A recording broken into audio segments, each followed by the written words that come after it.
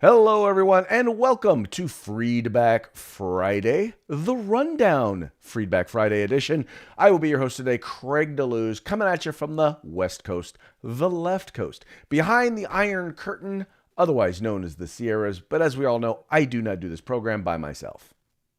Hey everybody, Mike Peworski coming to you live from the East Coast, the coast with the most, because I'm the co-host with the most from the East Coast here on the Rundown, where we bring you 2A views of conservative news. It's great to be with you here on Feedback Friday. Excellent. So, folks, this is going to be a very special Freeback Friday because, we are going to be going to SHOT. This is our first pre-SHOT show, Freeback Friday. It is. It is. And next Friday, we'll have a SHOT show, Feedback Friday. So how cool is that? Yes, that is going to be. It's going to be an interesting one, to say the least. After a week of SHOT, it will definitely be a very interesting thing, and we'll actually be kicking off the week with a fun day on Monday, as we've talked about numerous times. That there's going to be an event, and this event is going to be a pre-SHOT party. That's right. So come join us at the Hofbrau House there in Las Vegas. Come have a pre-SHOT shot with us. Hosted by our sponsors, the folks over there, Guerrilla Machining, Grid Defense, 2A News. We're also going to be joining us as sponsors. Is going to be Arms Room Radio, Gun Tech USA, Keltec, as well as Next Level Training. Now, I understand that some of our sponsors are going to have some very, very cool stuff for us, aren't they, Mike? Yes, they are. Got some giveaways, got some cool stuff. I don't want to ruin too much of it, but if you're looking for products, these guys got products. Guys and gals got products. So we'll be doing some giveaways. We'll be doing some challenges, some trivia. We'll just be having a good old time over there at the Hofbrau House. Exactly. So please remember to join us. That's Monday, January 17th.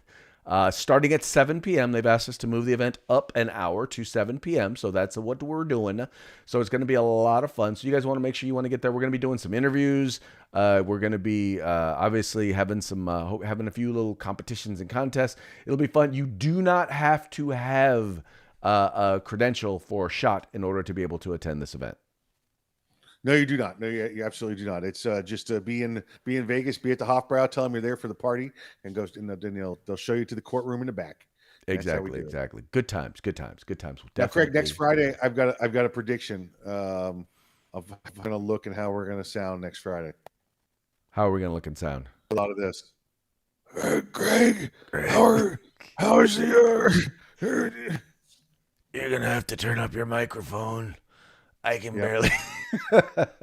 That's usually actually it usually doesn't hit me until I get back. So usually once I get home, and then it's like I hit the couch and pretty much stay there for a day and a half. I've pretty much got a good voice on Thursday through Thursday evening, and then Friday when I sit down at the microphone, open my mouth, and nothing comes out. Anybody that's ever watched Arms Room Radio or seen us how we do it before, whoever I'm interviewing, I literally hand them a list of questions and I make them interview themselves. You make them interview themselves. Or I grab one person and make them interview the other. It's just fun stuff. I'm sure a lot of fun will be had. Having said that, we're about 4 minutes in now. It's probably about time that we actually got to the news, perhaps, maybe, possibly. Well, let's start off with the first story, probably the biggest story that's going on right now, and that is President Biden's vaccine mandate for employers over 100 employees has been shot down. The Supreme Court has come out and says, nah. I'm sorry, but OSHA does not have the authority to do this stuff that you want them to do. And I think this is important to understand, that this is less about the efficacy of the vaccines than it is about separation of powers. What the president attempted to do in this particular case was to basically have a part of the executive branch actually pass legislation or create legislation or change the law. And the fact is that this simply did not fall within the purview of what OSHA was supposed to be doing. And so the Supreme Court has told them, nah, you don't get to do that. And it was obviously a decision 6-3. The six conservative, well, 5 conservative, 1 I don't know what you would call the Chief Justice, Fence but they sitter. but pretty much that what they decided was, yeah, no, you don't get to just do it just because you think it's a good thing. That's just not within your powers.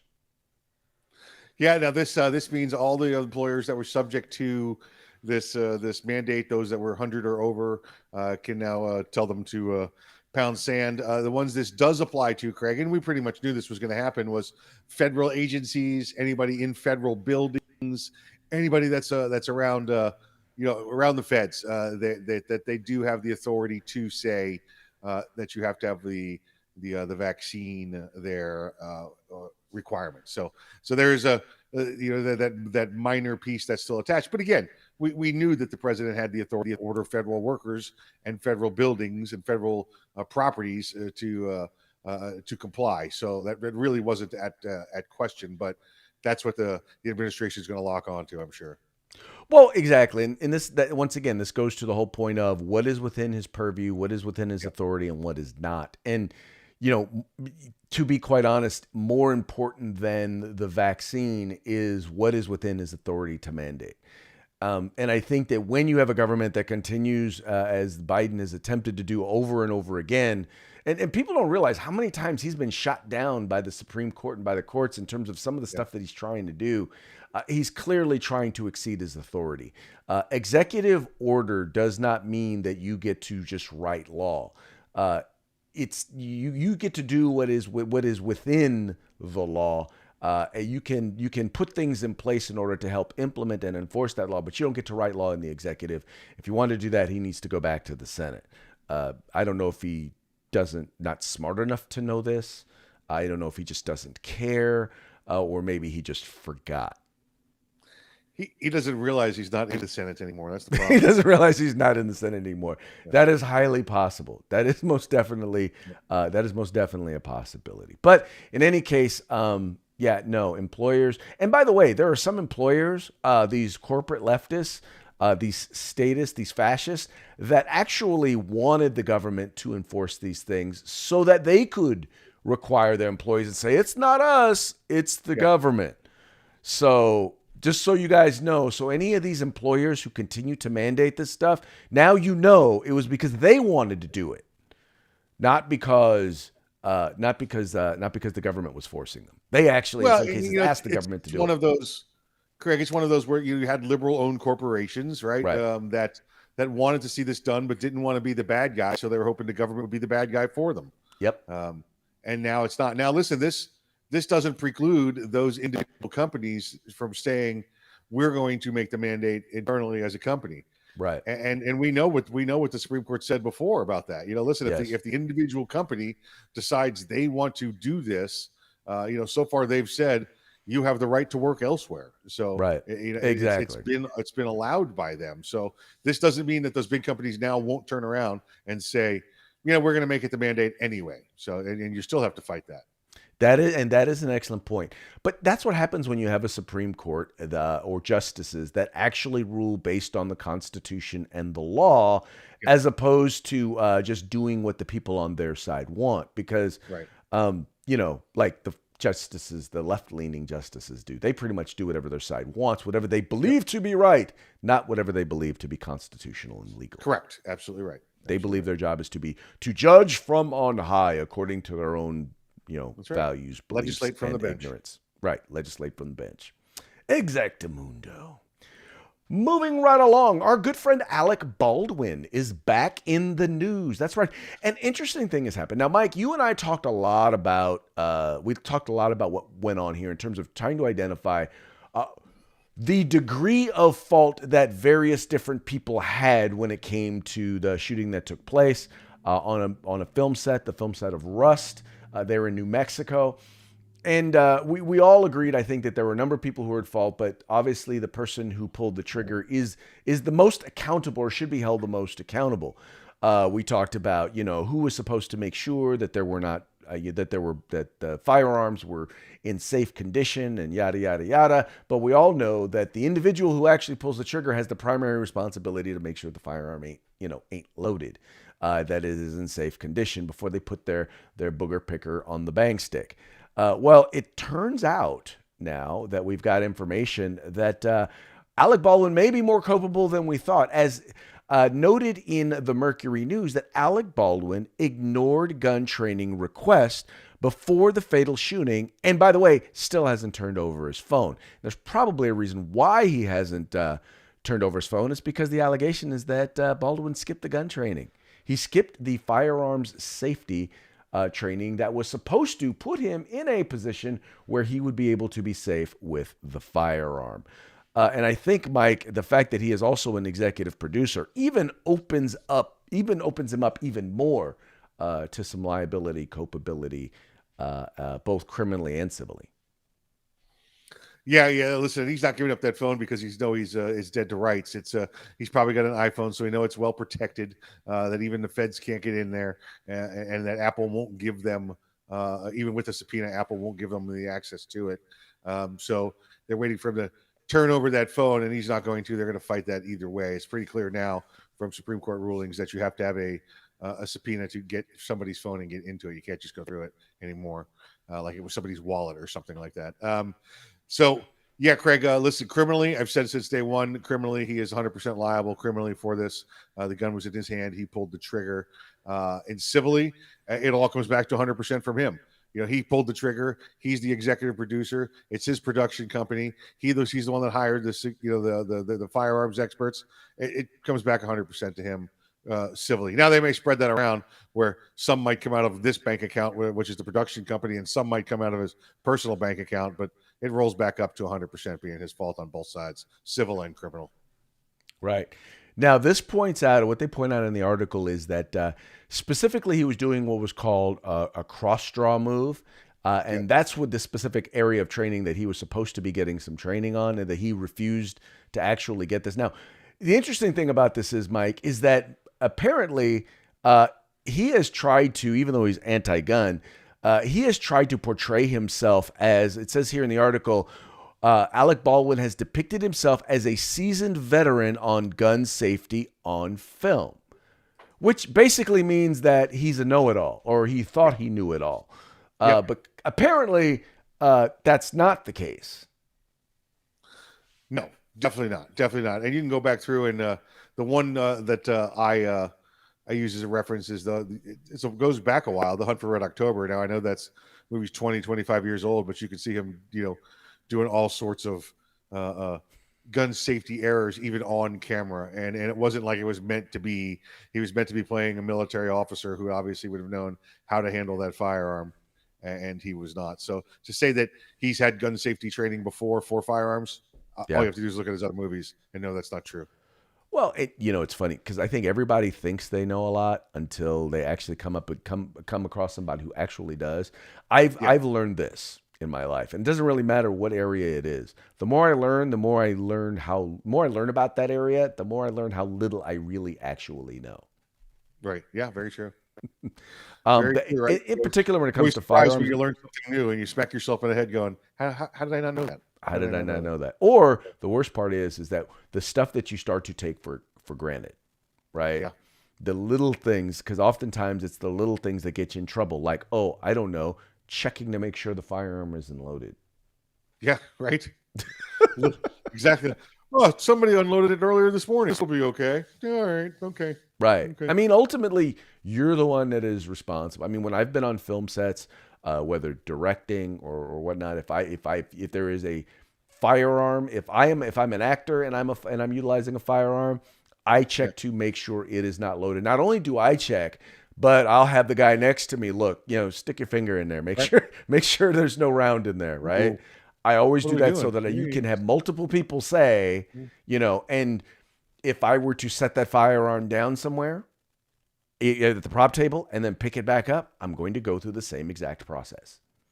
Exactly. Because I don't know what happened to that firearm while it was sitting there. Yeah. If he had done the safety training, he would have known that. Yes, exactly. But hey, he's a know-it-all. So know-it-alls pretty much, well, I'll just leave it at that. Yeah. Okay, moving right along, we're going to move over to January 6th. Obviously, January 6th is something that's going to be new in the news forever. And, turns out in any particular shooting, in particular, whether it's an officer-involved shooting or whether it's a civilian involved shooting, it's of self, quote unquote, of self defense or defense of property. Standard procedure, Mike, correct me if I am wrong, but standard procedure is you're going to take a moment and you're actually going to interview the person who pulled the trigger, right? Or at least attempt to interview them. You would attempt, yes. There's always the chance that the individual who pulled the trigger says no, no, I don't want to be interviewed for a number of reasons. One, they do not have to, under Fifth Amendment, obviously give up to be interviewed. And we know the rights under Miranda as well. Or they could be, listen, it's a traumatic event for them, and they don't feel they're in a healthy place yet, in a full state of mind, and they can say no. So it's not super common that it happens, but it does happen where the person who pulls the trigger doesn't get interviewed. But there's usually a reason. It's not, oh, we just didn't do it. Well, they're eventually going to get interviewed, right? Though, I mean, they not get interviewed then at the scene, but they're eventually going to be interviewed, right? Well, they can. I'll say this because I know where we're going. They can request to interview them, and the person can say, "No, I do not want to be interviewed." Okay, because you don't have to. Right? They have a Fifth Amendment right against self-incrimination. So here's how it works for law enforcement officers. All right. Okay. They have administrative rights and they have their civil rights. If you say, I'm not going to testify, I'm not going to be interviewed, and you just sit there with your arms crossed, they're going to say, okay, well, we can't charge you criminally for not being interviewed. There is no crime for not being interviewed. They may find that you didn't provide any information to the contrary that helps or hinders their investigation. That'll have to come out with the state attorney, district attorney, and the courts. But on the flip side, their administrative policy says you must tell them what happened or you'll be suspended or fired. Well, I'll tell you what, some guys decide, you know what, I'll risk the suspension rather than risk stepping on my tongue and ending up in jail.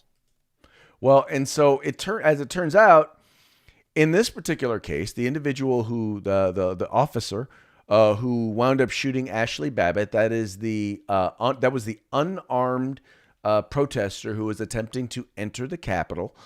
He was never interviewed by police before being cleared of any wrongdoing, and that's basically what the report said. Now, I'm just finding this odd because now, once again, I think the first interview that we heard was the one that he basically did on television, where he said, I couldn't see her hands. So in other words, he didn't know if she was armed or not. As far as we know, it's disputed whether or not he actually gave a warning to the individual who was coming through, to Ashley Babbitt. I just find it kind of odd that this individual would be cleared. I'm not saying I find it odd that he would be. I don't find it odd that he would be cleared. I don't find it odd that he would not be interviewed. I do, however, find it odd that he would be cleared without having been interviewed. Yes, that's peculiar. And again, the question here is, did they neglect to interview him, or did they request to interview him and he said no? Because if they request to interview him and he said no, again, you cannot be held criminally liable for not being interviewed. There is no charge for not being interviewed. However, there's administrative violations for refusing to comply with the investigation internally. Right. And so according, listen, this is very, very, I know this is very confusing, but it's very distinct for law enforcement. There's a line right down the middle. All right. You ask to interview me and I say no, I'm getting suspended. But you're not putting me in jail for anything I said either. Well, but he didn't even give them a statement, a written statement, nothing. I mean, we're talking there was absolutely no input from him. So how can you say he believed that he was under threat or that she was a threat when you didn't even talk to him? You didn't even ask him, did you believe she was a threat? Yes, I believe she was a threat. Okay, you're off. I mean, you didn't even get that. Well, and again, listen, you know how I feel about this, and how this guy was clearly in the wrong here, as far as I'm concerned. But I'm just explaining to you where the law stands on interviews and interrogations, or investigative interviews, as they're called now. Right. My question again, back to you and back to the story is: did they even attempt to interview him? Was there an attempt and he said no, or did they just neglect to do it because they said, "Listen, we're going to clear him anyway. Let's just go out here and have a sham of an investigation and say he's cleared." Well, and that's the thing they don't point out in the article is they don't Right. point out whether or That's not he that's was what the article's missing. Correct. yes. Did they attempt to interview him? Correct. Very And, important to know because yes. again, he has the right to say, "No, I won't be interviewed. I won't be interviewed." Wow. Once again, now let's say that this was a law enforcement officer who shot a BLM protester, Right. right? You're telling me that they would have been cleared and they would have gotten away with the media would not be going crazy. Because keep in mind, this isn't reported in the mainstream media. This was reported on the Independent Journal Review. You were not seeing this. Nobody on MSNBC is saying this. Nobody on CBS, ABC, NBC. Nobody on any of the major news stations is pointing out the fact that this guy was never actually interviewed. Yeah. It would have been the opposite, Craig. Right. Oh, yeah. That if he had shot a white cop had shot a BLM member, there also would have been no interview because they would have been too busy arresting him and charging him at the state attorney's office. Exactly. Just like we saw in the Gray case in Maryland, just like we saw with Derek Chauvin. And I know Chauvin ended up being found guilty, but he was arrested 2 days later, and nobody asked him a question ahead of time. Well, they did interview him the day of, and they gave their statements regarding the death the day of. My point is, you ought anyway. We ought to be treating these incidents the same, and the idea that this guy got, at the very least, someone in the mainstream media, needs to publicly be talking about the fact that this guy never was interviewed before he was cleared. Well, again, listen, there's a different standard for law enforcement. They have two masters they have to answer to.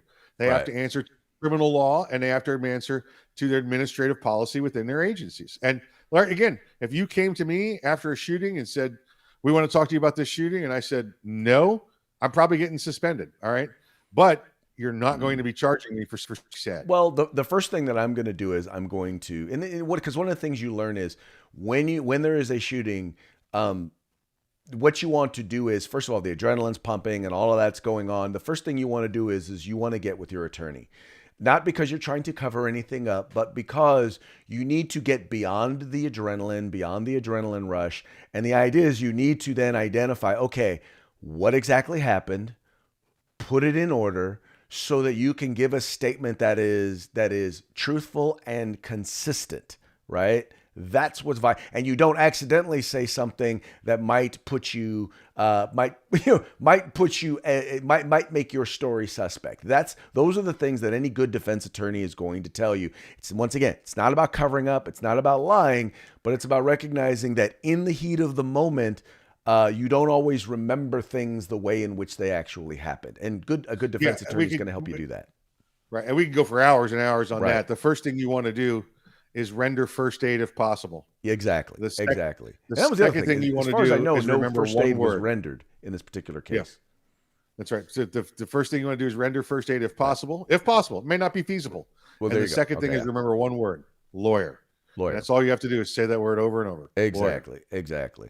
And we know take days. Folks, if you're involved in a shooting, 2-3 a week until you've calmed down, you get everything in order, you've had a chance to go, and they may pressure you. Listen, if you don't tell us, we may think you're the guilty one, might have to put you in jail. Okay. Jail for the night. I'd rather be in the jail for the night than in jail forever because you mistook what I said while I was excited and full of adrenaline. Right. And keep in mind, and this is the thing, and I hate to say this, but understand this, that when they are interviewing you as the shooter, they're looking for something that might make you guilty of a crime. Their primary concern is not your civil rights. It's not finding you innocent. Yeah, it's your recitation of the facts. Yep. Right. Exactly. So anyway, moving right along, talk about recitation of the facts. One of my favorite interviewers, one of the favorite folks I like to listen to online is Joe Rogan. Joe Rogan is one of the best interviewers out there. He really is. Well, he recently had a guest on, Dr. Maloney. He's the creator of the mRNA vaccine, the technology that's actually used to create the vaccines. And He's raised a number of questions and raised a number of concerns by people because of, well, his position and basically mostly the questions that he's raised regarding the vaccine. And now, mind you, Joe Rogan is known to have controversial people on the right or on the left. He is a person who very much believes in having people on, in particular, even if he disagrees with them, because he wants to ask them questions and wants to kind of pick their brain on why they believe what they believe. And needless to say, ever since he signed his deal with Spotify, a lot of the employees over there at Spotify are really kind of don't like him, are pissed at him, and have threatened to walk out if his show is not censored or removed. Well, now there are a bunch of, now they say scientists, right? But they're saying Joe Rogan interviewed a doctor, and now there's a bunch of quote unquote doctors and scientists that say it's time for Spotify to better police his podcast because they believe. Now, by the way, Dr. Malone was kicked off Twitter because, well, his positions don't exactly fit the vaccine good, government good, get the jab no matter what rhetoric. Now, once again, if there's anybody who is qualified to talk about this, one would think it's the guy who invented the technology. And 9 times out of 10, he's not even really doubting it. He's just raising what are considered legitimate questions with how the vaccine came to market, how why it's being forced on everybody, and all of that. And so now they're trying to, the folks once again at Spotify trying to remove. And by the way, I don't know if you ever listened to Joe Rogan, Mike. Joe Rogan is not a conservative by any stretch of the imagination. He's a libertarian, you know. Yeah. He kind of goes both ways. I think Joe a lot of times is in it for the entertainment value. What's going to get the best ratings? What's going to get people listening? Oh yeah, no, he is definitely in it for the entertainment value.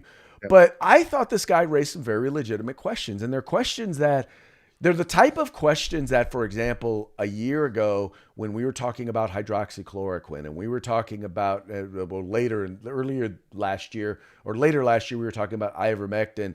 He's raising questions that are legitimate questions that the pharmaceutical industry doesn't want to answer, the government doesn't want to answer. And because you ask those questions, all of a sudden now you're deemed to be anti-science and anti-vaccine and therefore anti-science. I say, listen, right, we want to go with the scientists, right? But the scientists I want to hear from are Van Spengler and Stantz. That's the ones I want to hear from. Those are my favorite. Well, it's funny because one of the areas in which he raises a question has to do with, he talks about this quote unquote mass formation psychosis, right? Yeah. And I don't know if this is a formal thing or anything like that, but you have psychologists who are like, that's not such a thing. But I think we only need to look at the misinformation that's come out from the left and from the media, the stuff that we have found that actually has people on the left believing, for example, things like the fact that COVID is 70 times more deadly than it actually is. That you literally have people who are in fear of their lives over a disease from which, by the worst estimation, 98% of the people survive. And yet they act like if you get it, you're going to be on your deathbed, that half the people who get it are going to be dying.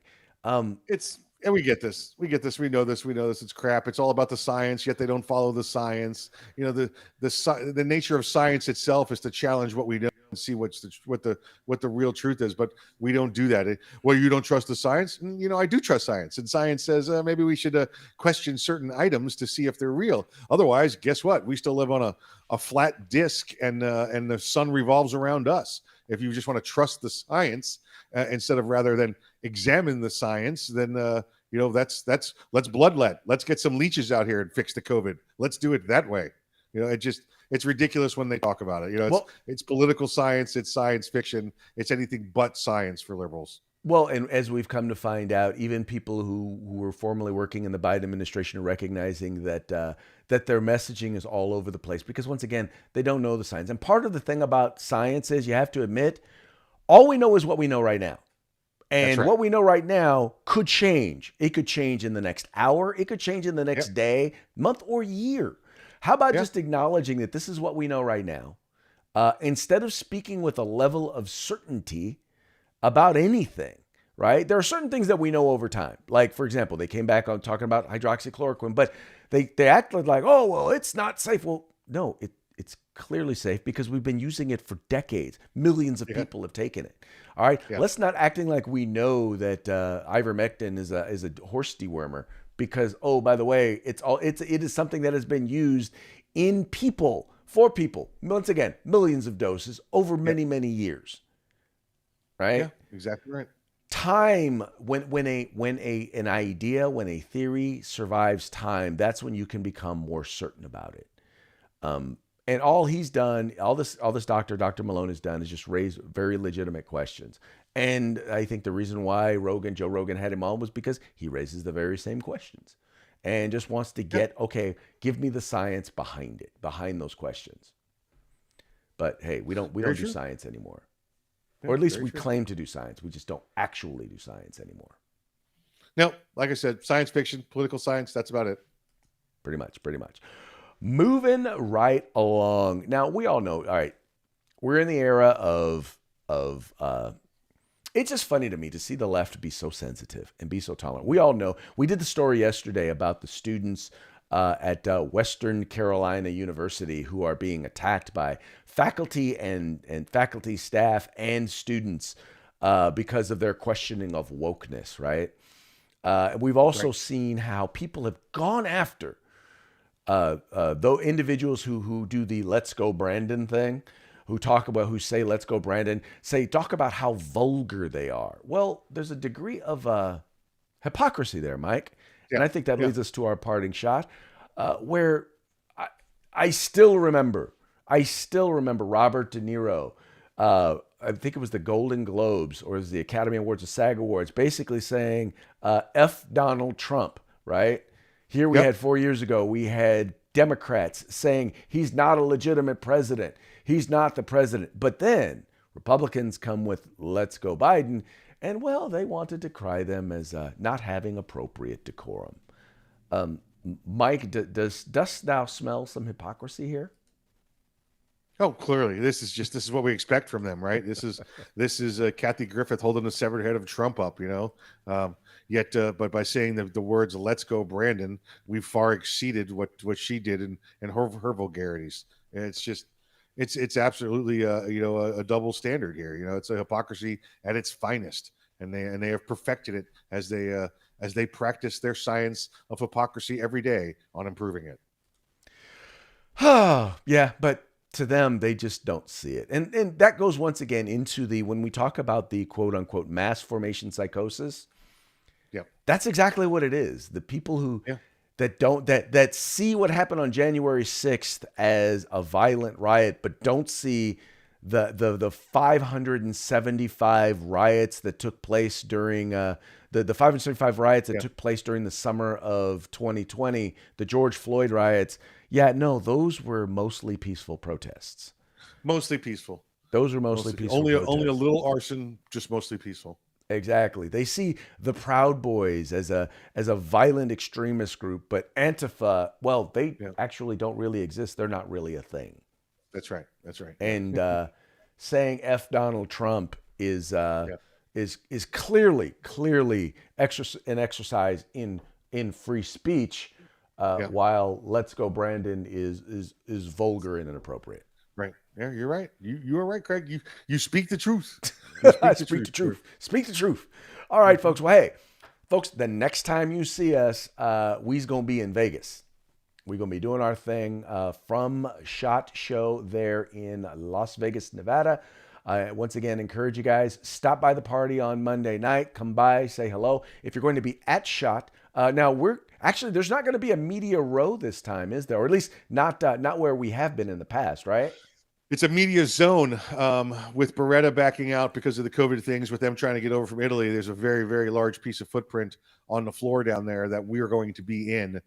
So it's going to be more towards the center of the floor, over towards Glock in that area. If anybody's going to be in the shows, but the media zone will be actually down on the floor, roped off with people having to get the special passes to come and see us. So it's unique. You know, I've done a lot of shows from the floor. I've done a lot of shows from a radio row, and I think this is going to be a unique experience for SHOT Show, and I'm really looking forward to it.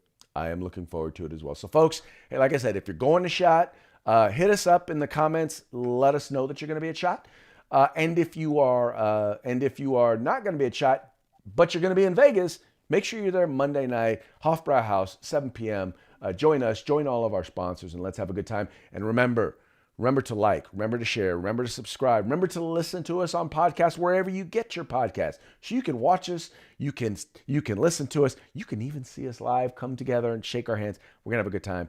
Please make sure you guys tune in and encourage your friends to do the same. Yeah, come view us on Monday. I think it's going to be shot like a Blair Witch Project kind of thing. So we're really looking forward to it.